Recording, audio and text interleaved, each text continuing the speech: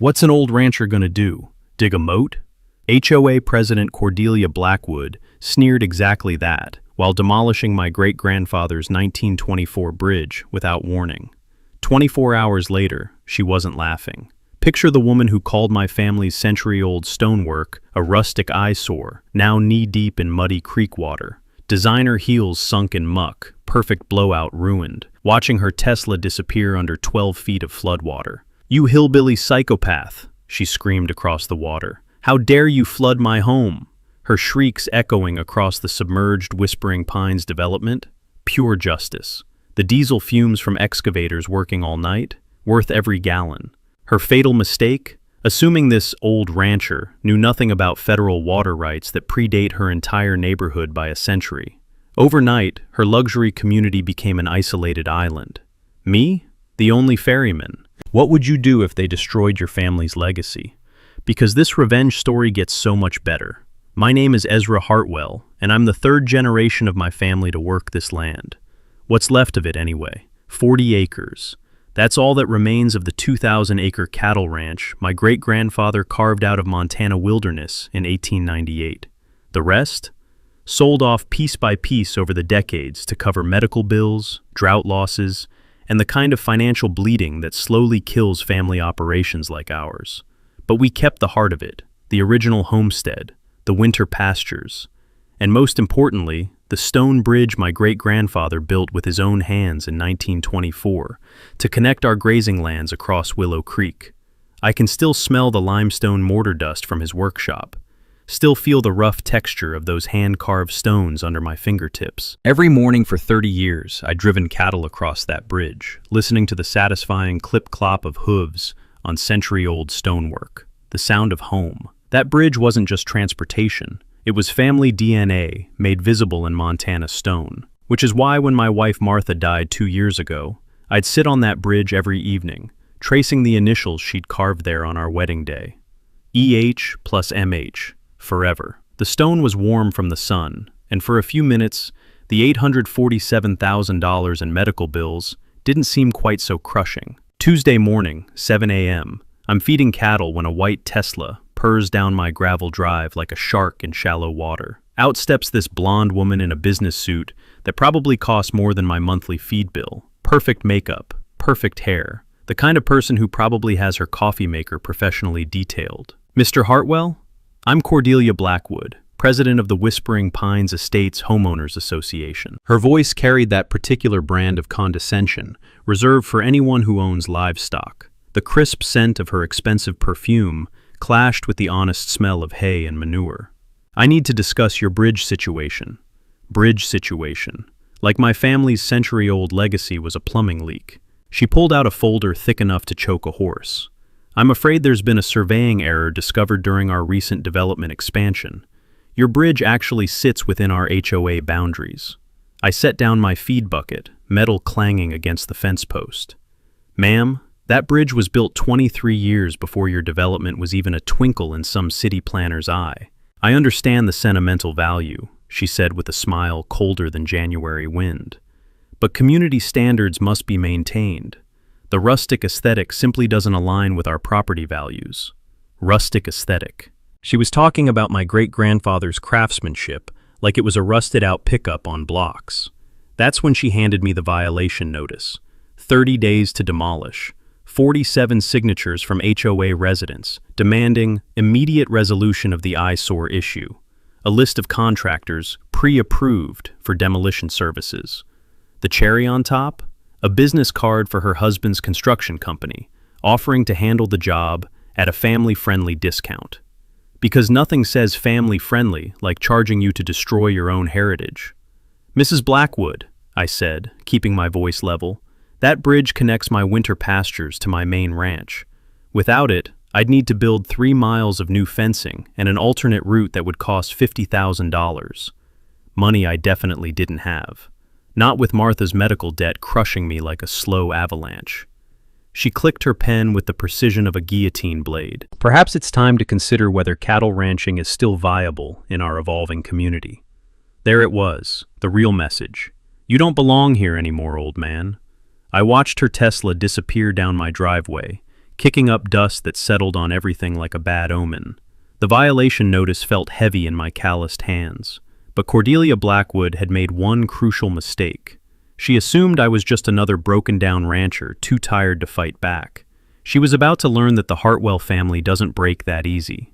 2 days after Cordelia's visit, a process server showed up at my door with enough legal paperwork to start a bonfire. The smell of expensive cologne couldn't quite mask the stench of intimidation tactics. The law firm's letterhead read, Pemberton, Hayes and Associates, one of those downtown outfits with marble lobbies and hourly rates that could fund a small country. The threat was crystal clear. Remove the bridge voluntarily or face a lawsuit that would cost me more than my entire ranch was worth. But here's the thing about being backed into a corner. Sometimes it forces you to remember skills you thought you'd forgotten. 28 years ago, before I inherited this ranch, I'd spent 4 years as a paralegal in the county courthouse. Back then, I'd learned that most property disputes aren't won in courtrooms. They're won in dusty basement archives where the real history lives. So, I drove my rusted F-150 down to the courthouse, breathing in that familiar cocktail of old paper and bureaucratic defeat, and started digging through land records that hadn't seen daylight since disco was popular. What I found in those yellowed files made my morning coffee taste a whole lot better. The original 1898 federal land grant clearly showed Willow Creek and a 30-foot easement on both sides as perpetual public access for agricultural and transportation purposes. My great-grandfather hadn't just built a bridge. He'd built it on federally protected land that couldn't legally be claimed by any private development. Something about grandfathered easements and federal water navigation rights that most modern lawyers forget to check. Even better, the environmental impact study for Whispering Pines had somehow managed to completely ignore the existence of my bridge. You know what happens when developers file federal paperwork that omits century-old infrastructure? The whole project becomes what lawyers call potentially voidable. Fancy words for, oops, you might have to tear down everything and start over. I photocopied everything twice, then called my old Marine buddy Tucker, who'd traded his sergeant stripes for a law degree and now specialized in water rights disputes. The conversation was enlightening. Ezra, hypothetically speaking, if someone built a development that blocked federal creek access, what would happen? Hypothetically, the feds could declare the whole thing illegal and force complete reconstruction. Plus fines. Lots of fines. Why? Oh, no reason. Just curious about hypothetical situations involving bridges and water rights. Meanwhile, Cordelia was busy playing her own games. She'd convinced the county to send an inspector who miraculously discovered serious structural concerns with my bridge. Cracks in the foundation, potential for catastrophic failure, immediate public safety hazard. The same inspector who'd somehow missed these serious concerns during 5 years of routine county inspections. I knew exactly where those cracks came from, because my security cameras had caught 3 men with sledgehammers having a very productive 2 a.m. work session on my bridge.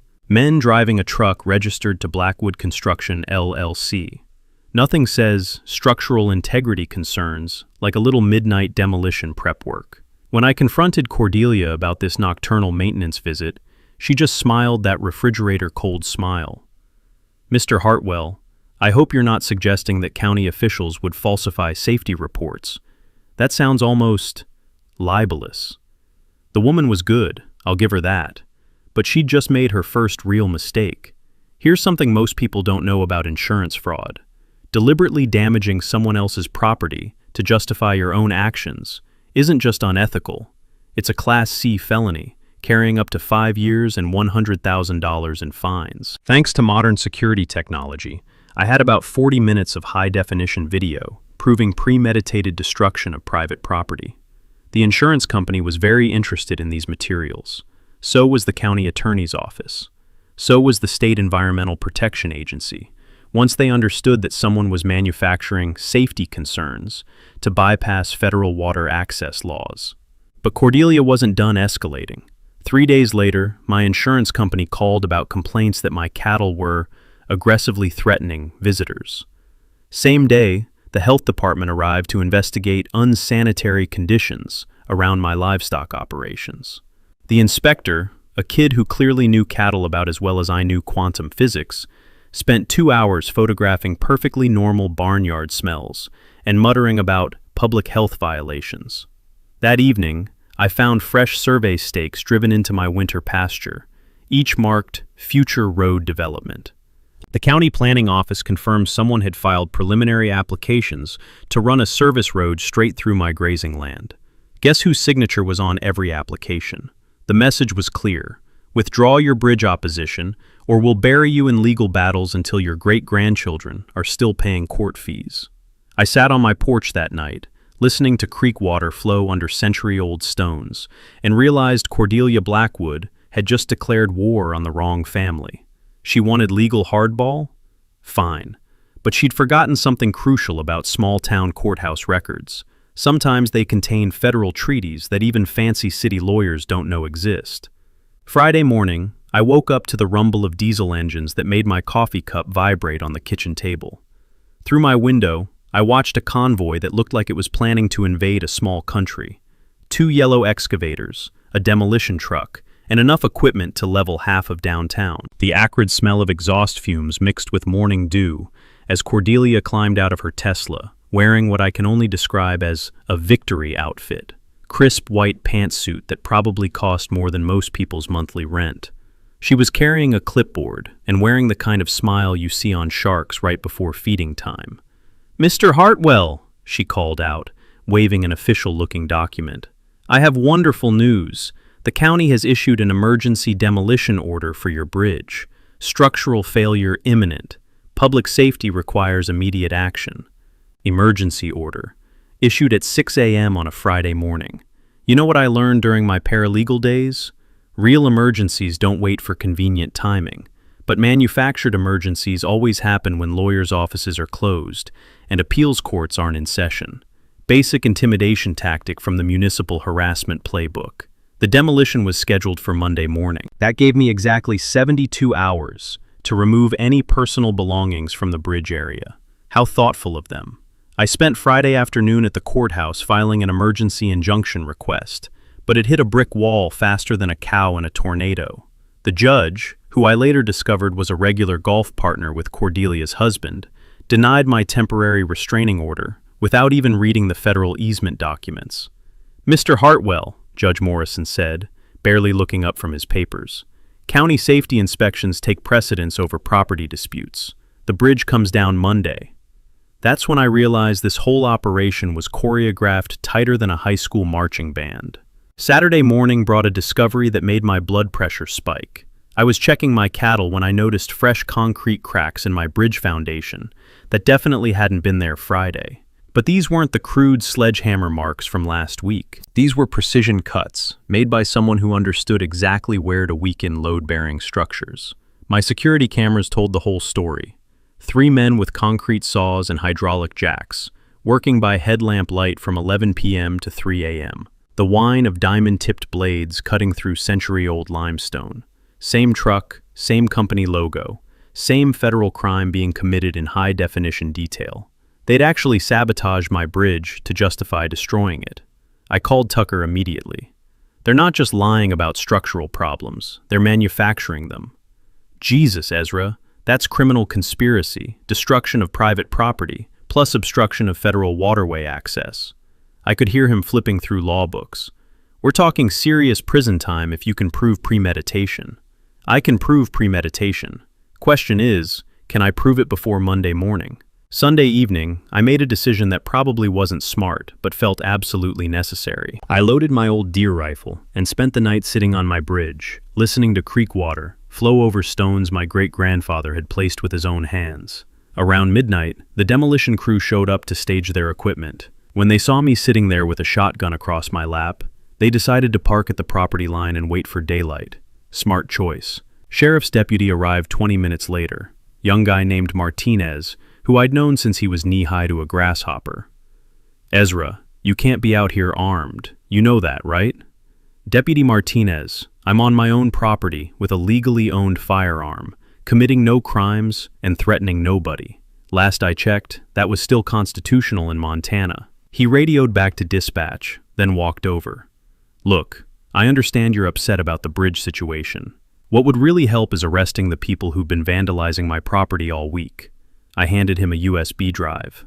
40 hours of security footage, everything time-stamped and documented. Martinez looked at the drive, then at the demolition equipment, then back at me. Something in his expression told me he was starting to smell the same rat I'd been tracking. Monday morning arrived like a funeral procession. 2 sheriff's deputies, the demolition crew, county inspector with a clipboard, and Cordelia Blackwood, standing off to the side like she was watching her favorite soap opera. That's when my real insurance policy revealed itself. See, while Cordelia had been busy orchestrating this legal theater, I'd been doing some choreography of my own. Every HOA board meeting for the past month, every private conversation between her and the county inspector, every phone call to her husband's construction company, all recorded on the wireless microphones I'd been strategically placing around her favorite meeting spots, including last night's call, where she'd explicitly discussed creating additional structural damage to justify emergency demolition before federal agencies could interfere. Sometimes the best defense is letting your enemies hang themselves with their own words. The morning after they demolished my bridge, I woke up to silence.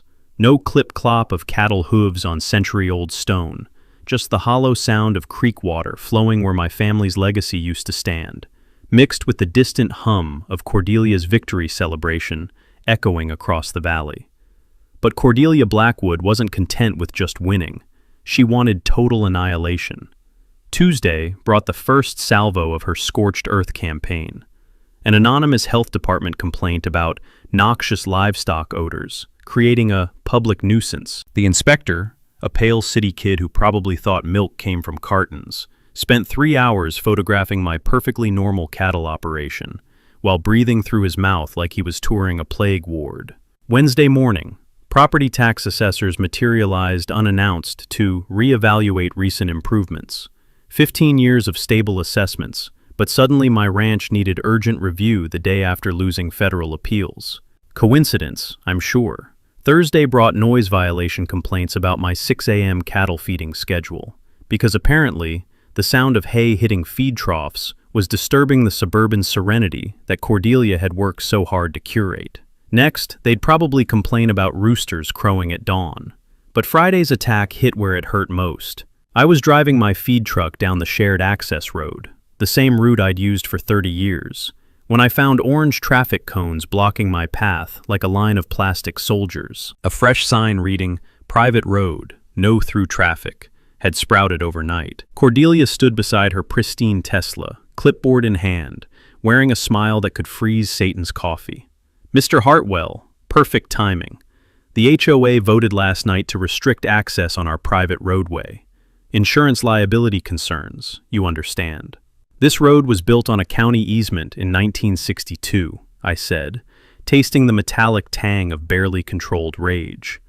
You can't privatize public access. Actually, we can. Our legal team discovered the original easement only covered residential traffic. Commercial livestock operations require separate permits, her smile widened, which were never obtained. That's when I realized how deep this went. Someone had spent serious money digging through 40-year-old county records, hunting for legal loopholes like a truffle pig searching for buried treasure. The kind of systematic research that takes teams of lawyers and costs more than most people's annual income. This wasn't revenge anymore. This was a coordinated campaign to force me off land that had been in my family for 4 generations. Over the next week, the attacks came with military precision. Insurance complaints about unsafe livestock practices. Environmental reports about cattle waste contaminating groundwater. Fire department notifications about improperly stored agricultural chemicals, which turned out to be standard cattle feed stored exactly like it had been for 3 decades. Each complaint triggered inspections. Each inspection required paperwork. Each form demanded fees and legal responses that steadily drained my already empty bank account. But the psychological warfare cut deeper than the financial bleeding. I'd come home to find fresh tire tracks crisscrossing my pastures, where vehicles had no business being. Security cameras caught HOA maintenance crews conducting midnight boundary surveys that somehow required driving across my grazing land with surveying equipment. When I called to complain, I was told they were ensuring compliance with environmental protection guidelines. Then Cordelia crossed the line that turned this personal. Someone filed complaints with the county cemetery board about the unauthorized memorial structure I'd built for Martha. The simple stone marker I'd placed by the creek, where we used to sit and watch sunsets paint the Montana sky, was suddenly unpermitted construction, violating county ordinances. They wanted to remove my wife's memorial because it didn't match their aesthetic vision. That's when I stopped playing defense and started playing offense. See, while Cordelia had been orchestrating bureaucratic warfare, I'd been conducting archaeological research in courthouse basements, and what I discovered made everything crystal clear. Here's something most people don't know about federal waterway law.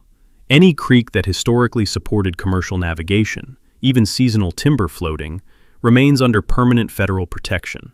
You can't just declare it non-navigable drainage because it's convenient for your development plans. My great-grandfather's 1924 bridge wasn't just family heritage, it was documented proof that Willow Creek had supported heavy commercial traffic for over a century. Proof that the entire Whispering Pines development violated federal navigation statutes that predate Montana statehood. But the real bombshell came when I cross-referenced construction permits with original water flow maps. Cordelia's husband hadn't just built on protected federal land. He'd actually redirected the creek's natural path to maximize developable lot sizes. Environmental destruction for profit, all documented in the county's own filing system. I sat in my truck that evening, photocopied evidence spread across my dashboard like a treasure map, realizing I held documentation that could invalidate $15 million worth of luxury development and potentially send Cordelia's husband to federal prison. The question was whether I was angry enough to pull that trigger. After they'd threatened Martha's memorial, I was just getting started. That weekend, I called Tucker with the kind of urgency usually reserved for barn fires and medical emergencies. "I need you to look at something," I said, "and I need you to tell me if I'm crazy or if I just found the smoking gun that could blow this whole thing wide open." Tucker drove up from Billings Sunday morning with a briefcase full of federal water law textbooks and the kind of serious expression he used to wear when briefing missions in Afghanistan. We spread everything across my kitchen table: county maps, construction permits, environmental studies, and the yellowed 1889 Federal Navigation Survey that smelled like old leather and forgotten secrets. "Jesus, Ezra," he whispered after studying the documents for 2 hours, the papers rustling like autumn leaves as he cross-referenced dates and legal codes. "Do you understand what you found here?" What I'd found was a legal nuclear weapon disguised as bureaucratic paperwork. The 1889 Federal Rivers and Harbors Act had classified Willow Creek as a navigable waterway of commercial importance, based on its historical use for timber transportation. Back when my great-grandfather was young, lumber companies had floated logs down this creek to railroad depots 50 miles downstream. That classification was permanent, couldn't be changed by county officials or state governments. Only Congress could modify federal navigation designations, and Congress had never touched Willow Creek, which meant every single house in Whispering Pines had been built on federally protected land that was supposed to remain in perpetual public trust. But it got better, or worse, depending on whether you owned $1 million house on stolen federal land. Tucker pulled out his calculator and started running numbers that would make an accountant weep. The Federal Water Pollution Control Act requires any development within 100 feet of navigable waterways to maintain natural flow patterns and public access. Violation penalties start at $37,500 per day per structure. I counted luxury homes through my kitchen window while the morning coffee grew cold in my mug. 37 houses, all within the protected zone, all built without proper federal permits, all generating potential fines that would bankrupt small countries. "How much are we talking about total?" I asked, though I wasn't sure I wanted to know. Tucker's calculator practically started smoking from overuse. $1.4 million per day in accumulated violations, dating back to the first house built in 2019. We're looking at potential penalties exceeding $300 million. $300 million. For a development that originally cost $15 million to build. Even Vegas wouldn't take those odds. But the environmental violations were just the appetizer. The main course was even more devastating. Look at this geological survey, Tucker said, pointing to the original creek path overlaid with current property maps. They didn't just build too close to the water. They actually redirected the entire creek to create artificial lot boundaries that maximize square footage. Here's something most people don't know about federal environmental law. Artificially altering navigable waterways without Army Corps of Engineers permits isn't just a civil violation. It's a criminal offense carrying 5 to 10 years in federal prison. The kind of charges that come with personal asset forfeiture and can't be discharged in bankruptcy. Cordelia's husband could be looking at serious prison time, Tucker said quietly, plus environmental restoration costs that could reach 8 figures. That's when the beautiful irony hit me.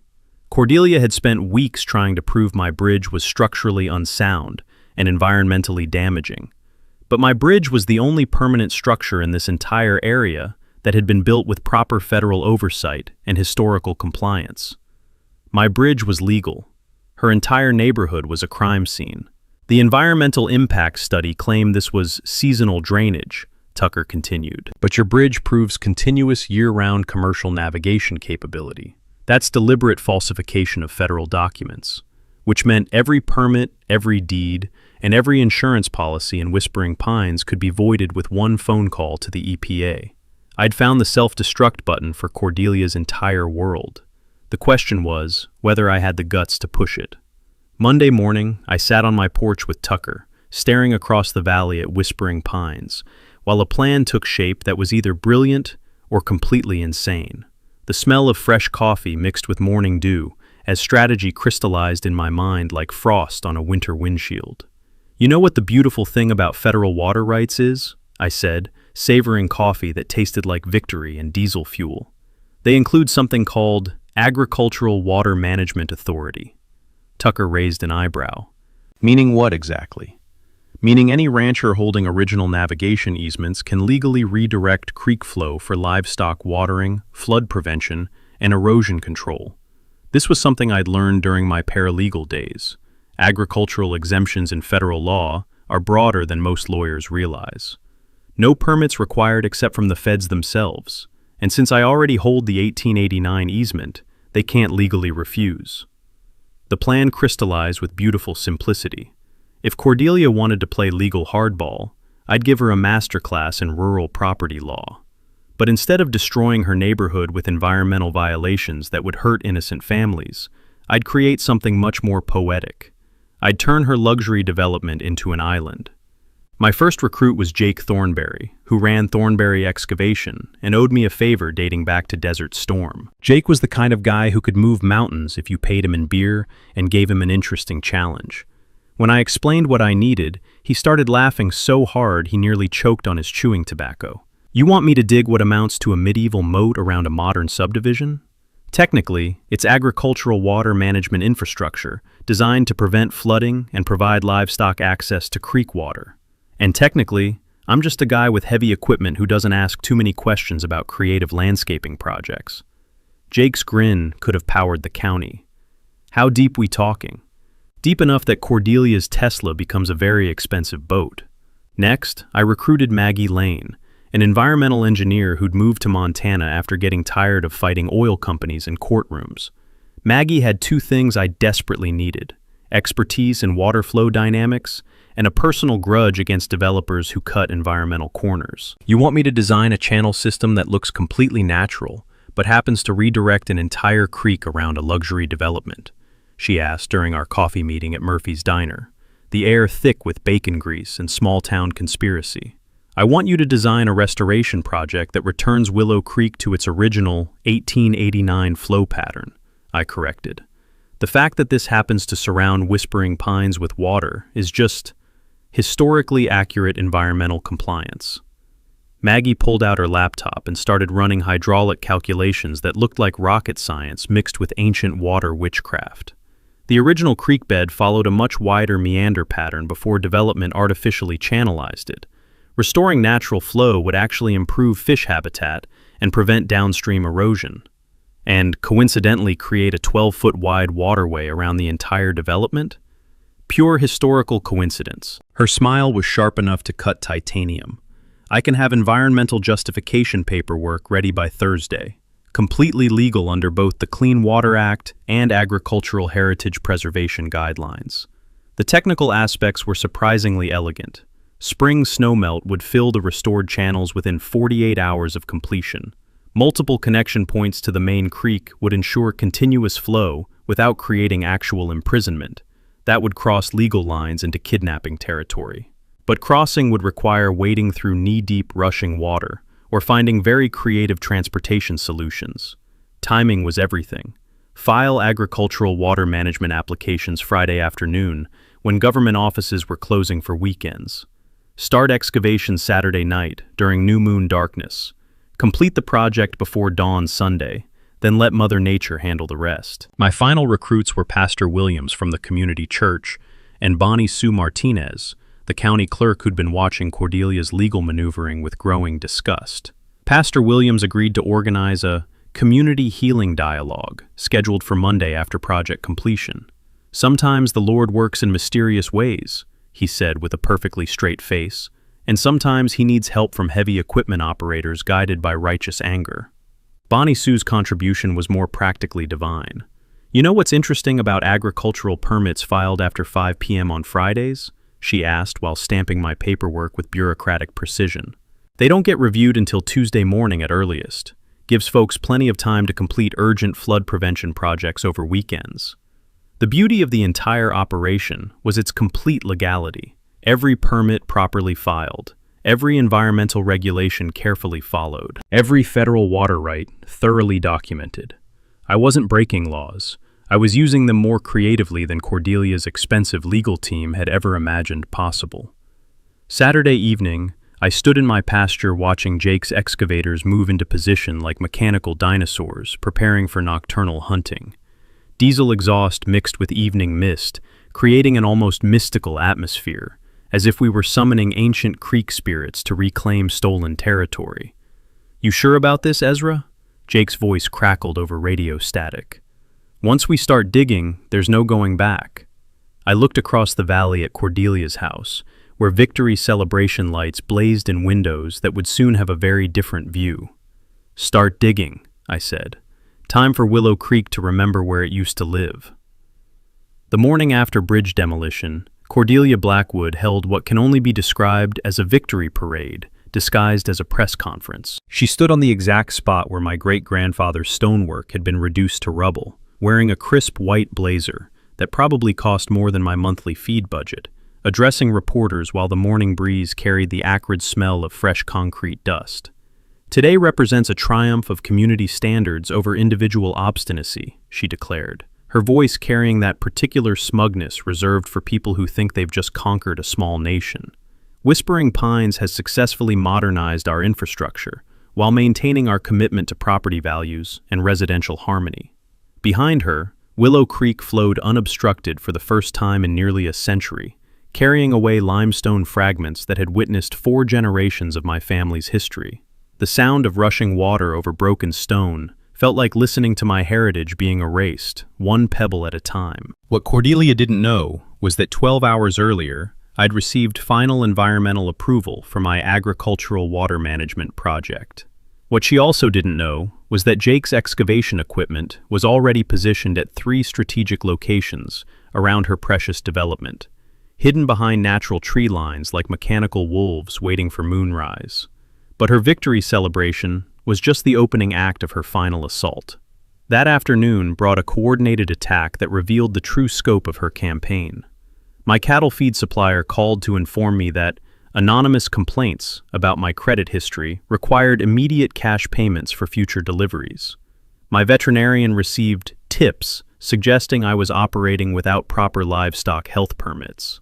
The county building inspector materialized to investigate structural concerns about my century-old barn that had somehow become urgent overnight. Each harassment was individually minor, but together they created a financial stranglehold designed to squeeze me off my land like toothpaste from a tube. This wasn't about bridge aesthetics anymore. This was about total conquest. The real escalation came when I discovered fresh survey stakes driven into my winter pasture, accompanied by notices that someone had filed applications for a scenic overlook road, cutting directly through my grazing land. The proposed route would connect Whispering Pines to the county highway, providing residents alternate access that eliminated their need for the easement road I'd been fighting to use. Here's something most people don't understand about eminent domain. Local governments can seize private property for public benefit, but they have to prove the taking serves genuine community needs, not private developer profits. When I called the county planning office, I learned Cordelia's husband had filed this application as emergency infrastructure that would improve property values for the entire community. Public benefit. They were planning to steal my pasture and call it a taxpayer favor. But the psychological warfare reached its sickening peak when I found a manila envelope tucked under my windshield wiper. Inside were photocopies of Martha's medical bills, along with a typed note. Seems like ranch operations aren't financially viable anymore. Perhaps it's time to consider more practical alternatives before debt collectors get involved. They'd been investigating my deceased wife's cancer treatment expenses, using her final months as ammunition in their property war. The taste of copper fury filled my mouth as something cold and final settled in my chest. This had moved far beyond HOA disputes or zoning regulations. Cordelia had declared total war on everything sacred in my life, and she'd just made the fatal mistake of weaponizing my grief. While she'd been orchestrating this psychological campaign, I'd been conducting my own intelligence operation.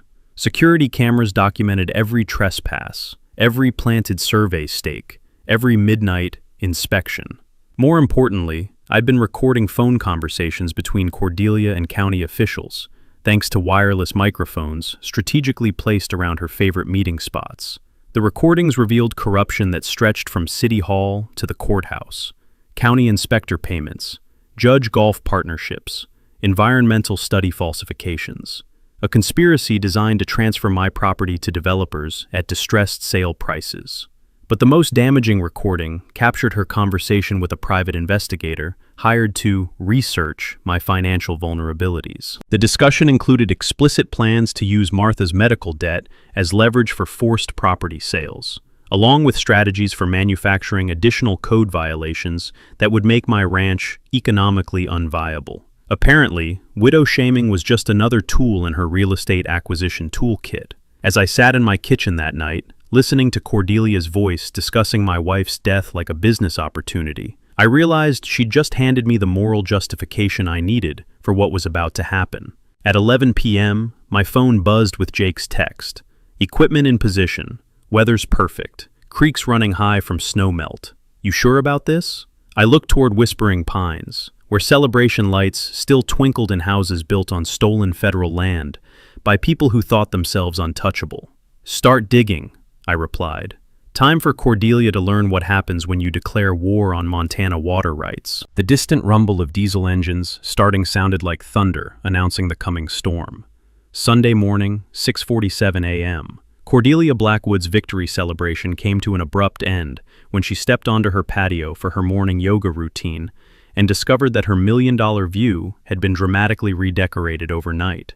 Where yesterday there had been manicured lawns and tree-lined walking paths, today there was water. Lots of water. Rushing creek water that had somehow found its way around the entire perimeter of Whispering Pines, creating what news helicopters would later describe as an unplanned water feature of unprecedented scope. The sound that escaped Cordelia's throat was somewhere between a shriek and the noise a deflating balloon makes when you let the air out too fast. By 7:15 a.m., she was on her phone screaming at county officials while standing knee-deep in muddy creek water, her designer yoga outfit providing an amusing contrast to the rural swamp that used to be her driveway. The crisp morning air carried her voice across the water like a public address system, broadcasting pure panic. "This is illegal! This is terrorism! I demand immediate county intervention and criminal prosecution." What followed was 12 hours of the most entertaining legal theater I'd witnessed since my paralegal days.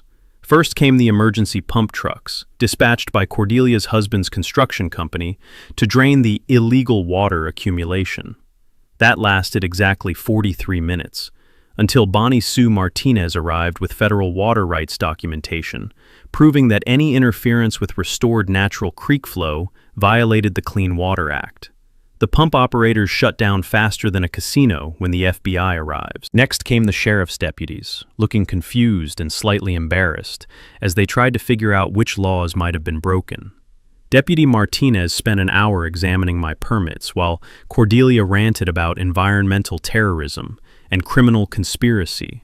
When he determined that every excavation had been properly documented and legally justified, Cordelia's volume increased to levels that probably violated noise ordinances. "You can't just dig a moat around someone's property," she screamed at the gathered officials. "Ma'am," Deputy Martinez replied with the patience of a man who dealt with his share of unhinged HOA presidents. "According to federal water rights law, he can redirect creek flow for agricultural purposes on land where he holds historical easements, which he does." The beautiful irony wasn't lost on anyone present. Cordelia had spent weeks arguing that my bridge violated environmental regulations. Now, I'd solved that problem by restoring the creek to its original 1889 flow pattern, which happened to isolate her development more effectively than a medieval siege. By afternoon, Cordelia had escalated to hiring private attorneys, who arrived in 3 black SUVs like they were planning to invade a foreign country. They spent 2 hours taking photographs, measuring water depth, and conducting what they called preliminary injunction research. The lead attorney, a sharp-suited man from Billings who probably charged more per hour than most people earned per week, held an impromptu press conference that attracted every news outlet within 50 miles. "This represents a clear case of harassment through abuse of agricultural exemptions," he declared, sweat beading on his forehead despite the cool mountain air. "Mr. Hartwell has weaponized federal water law to create what amounts to unlawful imprisonment of an entire community." What he didn't mention was that multiple temporary bridges could easily be constructed to provide access. What he also didn't mention was that his law firm was already under federal investigation for environmental permit fraud in 3 separate cases. But Cordelia's desperation reached its peak when she attempted something that crossed the line from legal hardball into actual criminal behavior. Tuesday evening, my security cameras caught her husband's construction crew attempting to dynamite the creek channels I'd excavated. Not just fill them in, actually blow them up with enough explosive force to permanently alter the natural watershed. The kind of environmental destruction that carries federal prison sentences measured in decades. Deputy Martinez arrived in time to stop the detonation, but not before collecting enough evidence to file federal charges for attempted destruction of protected waterways. Watching Cordelia's husband getting handcuffed while she screamed about selective prosecution was almost worth the months of harassment I'd endured. The media circus that followed turned Whispering Pines into a tourist attraction. People drove for hours to see the Moat Ranch, taking photos and buying t-shirts from enterprising locals who'd set up roadside stands. The irony of Cordelia's property becoming famous for all the wrong reasons wasn't lost on anyone. Thursday brought the final, desperate gambit. Cordelia hired a helicopter to airlift supplies to trapped residents, apparently believing this would generate sympathy for her cause. Instead, it created viral social media content, as luxury homeowners were filmed being rescued from their own driveways, like survivors of a natural disaster they'd created through their own arrogance. By Friday, environmental groups were hailing the creek restoration as a model for natural habitat recovery. Federal officials announced plans to study the project for potential replication in other areas. Property values in the surrounding area actually increased as wildlife returned to restored wetlands. Cordelia's war against one old rancher had backfired so spectacularly that she'd accidentally created the environmental victory she'd spent years trying to prevent. Sometimes the best revenge is letting your enemies destroy themselves while you provide the shovel. 2 weeks after the Great Moat Incident, as local newspapers had dubbed it, County Commissioner Janet Walsh called an emergency public meeting to address what she diplomatically termed the ongoing water management situation. The Riverside Community Center hadn't seen crowds like this since the 1987 championship basketball game. Every seat was filled, with standing room only stretching to the back walls. The air was thick with tension, coffee breath, and the kind of small-town electricity that happens when neighbors are about to settle scores in public. On one side sat Cordelia Blackwood and her supporters, perfectly coiffed HOA residents who looked like they dressed for a country club dinner rather than a municipal hearing. On the other side, ranchers, farmers, and longtime residents wearing their best jeans and expressions that suggested they'd come to watch a hanging. Cordelia had arrived with a full legal team, a PR consultant who kept whispering in her ear, and enough documentation to start a small library. She'd also brought a large-screen television displaying aerial footage of her waterlogged development, set to dramatic music that made it look like a disaster movie. I came with Tucker, Pastor Williams, and a manila folder containing documents that would either vindicate my actions or land me in federal prison. The difference being that I was pretty sure which outcome to expect. Commissioner Walsh called the meeting to order, and Cordelia immediately launched into what can only be described as a legal performance art piece. Ladies and gentlemen, what you see before you represents the most egregious abuse of agricultural exemptions in Montana history, she declared, gesturing toward the aerial photos like a prosecutor presenting murder evidence. Mr. Hartwell has weaponized federal water law to terrorize law-abiding citizens and destroy property values throughout our community. Her lawyer played video testimony from trapped residents describing the trauma of wading through knee-deep water to reach their driveways. One woman claimed she'd been forced to cancel her book club because guests couldn't navigate the hazardous water barriers surrounding her home. The performance might have been compelling, if not for several inconvenient facts that emerged during cross-examination. When Commissioner Walsh asked about the environmental impact studies for Whispering Pines, Cordelia's lawyer suddenly developed a case of selective amnesia. When pressed about federal navigation rights dating to 1889, he claimed those laws were archaic and irrelevant to modern development. That's when I stood up and produced my folder. Commissioner Walsh, I'd like to submit evidence regarding the legal status of Willow Creek and the federal violations committed during the Whispering Pines construction. What followed was the most satisfying 20 minutes of my adult life. I presented the 1889 Federal Navigation Survey, proving Willow Creek's protected status. The original environmental impact studies that had been falsified to hide this classification. Documentation of illegal creek redirection that violated federal waterway protections. And recordings of conversations between Cordelia and county officials discussing how to circumvent environmental oversight. But the mic drop moment came when EPA Regional Director Sarah Lane stood up to address the assembly. Based on our investigation triggered by Mr. Hartwell's complaint, the Environmental Protection Agency has determined that the entire Whispering Pines development was constructed in violation of federal navigation laws dating to 1889. Her voice carried the authority of someone who could make very expensive problems appear with the stroke of a pen. Furthermore, the deliberate falsification of environmental impact studies and illegal alteration of protected waterways constitutes criminal violation of multiple federal statutes. The silence in that room was so complete you could hear someone's stomach gurgling 3 rows away. Director Lane continued, "The federal government is prepared to offer a settlement that would allow current residents to remain in their homes, provided the development agrees to comprehensive environmental restoration and pays accumulated fines totaling $2. $3 million. Cordelia's face went through several color changes that probably aren't found in nature. Her lawyer started frantically shuffling papers like he was looking for an escape clause in the laws of physics. However, Director Lane added, if these violations are not resolved voluntarily, federal law requires us to pursue criminal prosecution and potentially order complete demolition of all structures built on illegally privatized federal land.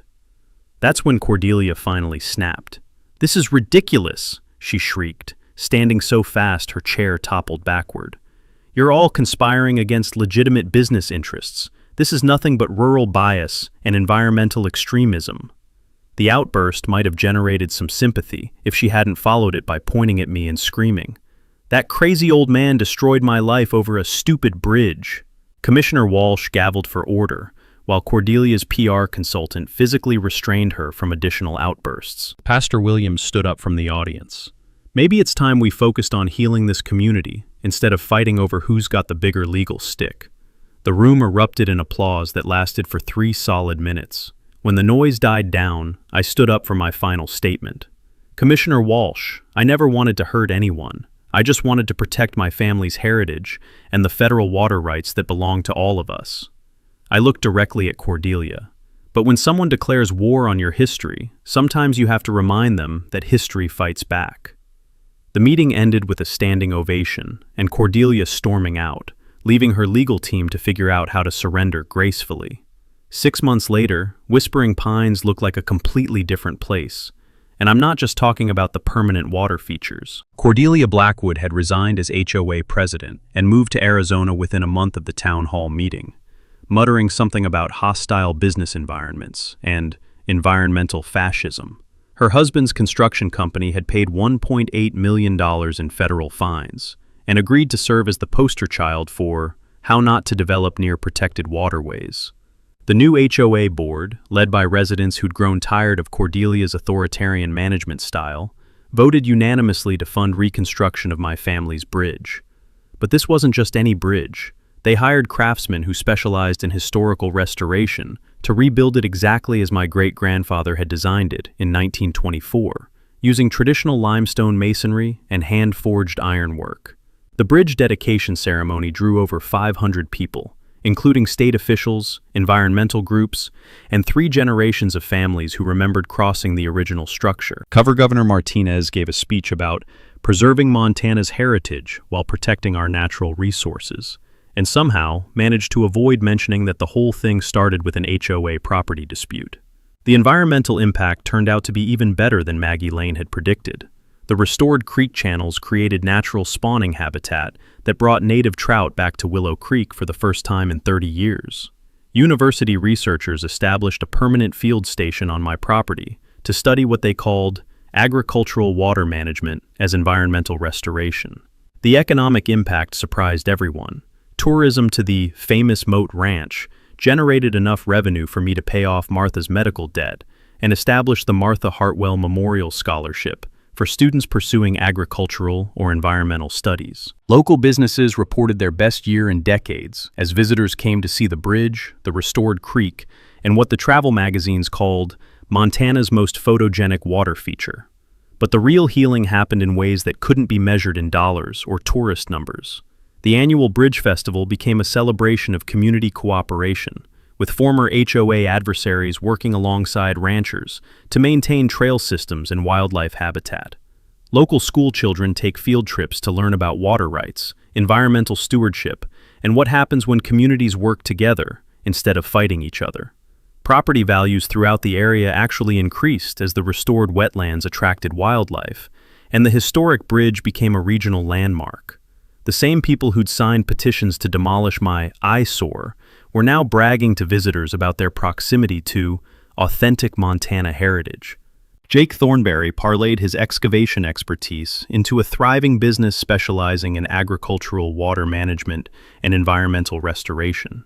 He jokes that he's the only contractor in Montana whose business card features a moat, but the work is serious, helping ranchers and farmers implement water conservation projects that benefit both agriculture and wildlife. The federal investigation that started with my complaint expanded into a statewide review of environmental compliance in rural development. 16 other projects were found to have similar federal violations, generating enough fines to fund environmental restoration work across 3 counties. Cordelia's former mansion now houses the Willow Creek Environmental Education Center, where visitors can learn about water rights law, natural habitat restoration, and the importance of community cooperation in environmental protection. The irony of her home becoming a monument to everything she'd opposed wasn't lost on anyone, though we try to be diplomatic about it during public tours. Every morning, I still drive cattle across that bridge, listening to the familiar sound of hooves on stone, while creek water flows beneath exactly as my great-grandfather intended. The carved initials from 3 generations of my family are now joined by EH 2025, my small addition to a legacy that almost ended with a demolition order. Sometimes I sit there in the evening, watching sunset paint the Montana sky, while water flows around what used to be Cordelia's island kingdom, and I think about how fighting for what's right doesn't always require destroying what's wrong. Sometimes, it just requires helping the truth find its way back to the surface.